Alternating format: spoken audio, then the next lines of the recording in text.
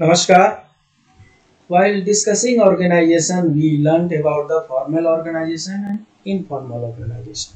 Here also in communication, there are formal communication, informal organization, and informal communication in informal organization. Even though at the places of formal organization also there is some informal organization. Formal organization is having its own scalar chain, its own hierarchy, its own authority. Informal communication is not having any rule, regulation, authenticity. So, informal communication is known as grapevine communication also. Informal communication is known as grapevine communication. How this grapevine terminology emerged? It is said that American forces were in conflict with the other countries, and when their communication were distracted, then they were hiding behind the grape orchard. So there were grape orchard behind that they were hiding. So they used some wires through the grapes. Through the grape trees, they used some wires to communicate from that part to this part. And that communication started working because they had some technology. So from that day itself, it was totally informal because the formal technology had failed. The formal chain of communication had stopped. So because of their own arrangement, they used somehow the communication. So since then, informal organization is known as grapevine communication also. So we'll understand grapevine communication is held without following a recommended structure in the organization. It in informal or communication. So grapevine communication is casual, unofficial, and many times grapevine communication is known as a rumor also. Rumor spreads very fast. So grapevine communication, informal communication spreads very fast. Formal communication will take some time because some authority is required, some permission is required. But informal communication, no authority is required, no permission is required. So informal rumor is the good example of informal organization, grapevine organization. One of the great advantages of grapevine communication is team building and interpersonal relationship.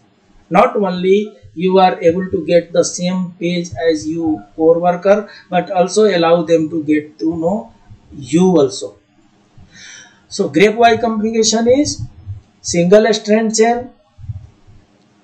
Four types of grapevine communications are mentioned here: single chain, gossip chain, probability chain, and cluster chain. When single chain is there, means one person says to another person to another person, another person to other person, first person to second, second to third, third to fourth, fourth to fifth, one by one, that communication is spreading. So that is why it is known as single strand chain. Gossip chain, one person is talking and many persons are listening. That is called gossip chain. It spreads very fast. Then probability chain. This is the process of sharing information randomly wherever. It may be single also, it may be in group also. Then cluster chain. From the famous bucket challenge to the latest safe hand challenge, almost every social media challenges follows the cluster chain process. Here a person relays information to a few people who in turn pass it to the selected person. So this is the cluster chain. What are the advantages and disadvantages? Advantages, informal channel is having its own advantages and disadvantages. The first advantage is it's very fast. It reaches to the end user and listen very fast. But the disadvantages is the organization is not having control over this because it is not going through the organization. Likewise, some rumor is coming, restructuring some rumor is coming, some upgradation of pay scale at par with EPF rumor is coming. Do organization have control? Probably no. But I think rumor, grapevine, informal communication can be stopped by spreading the correct information.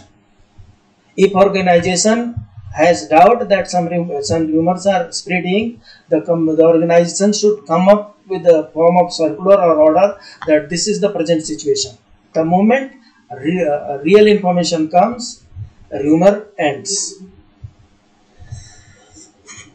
So informal communication, grapevine communication is helpful for the grievance redressal because one person can communicate his grievances to the other.